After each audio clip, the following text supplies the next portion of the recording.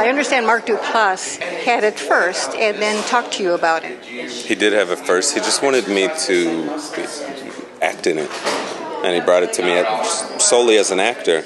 And we started going through the script, and he liked my ideas and my notes, and he just said, take a stab at writing it and see where that takes you. And then we went through the process of looking for a director, and that can become a very long process. And there was this suggestion that you wrote it. Why don't you direct it? You'll understand what you wrote, and you can see it. And so then we went down that path. It was not that fast, but that's the process. This movie is filled with good intentions and mistakes. That's life, isn't it? Yeah, that was it's another one of the goals, was to show that we're all human. There's no black and white in anything. There's always a gray. There's always question marks. But can you find empathy in us when we make a mistake?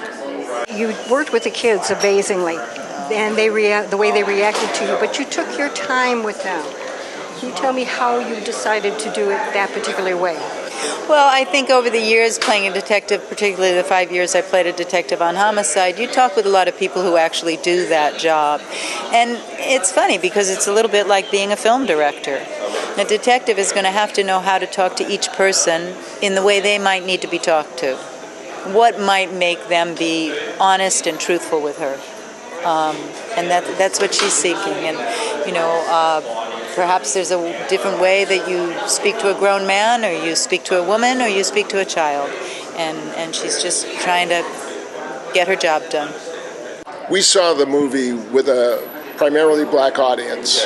What a great experience, because we had the audience talking to the characters. The audience was reacting in real time to your pain and desperation. Did you envision that kind of an audience reaction when you wrote this?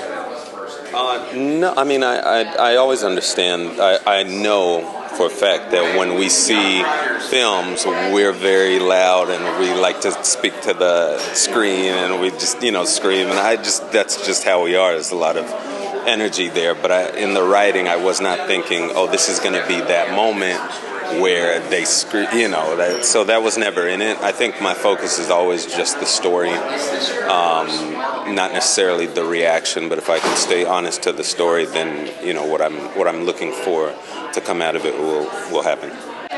You wanted to come to the truth. That was basically what you were trying to do in this film. And you had your own way of doing it. What were you doing that was different? As a detective, in truth, I'm doing what Nnamdi had in the script. I'm trying to fulfill my writer and my director's requirements for the role.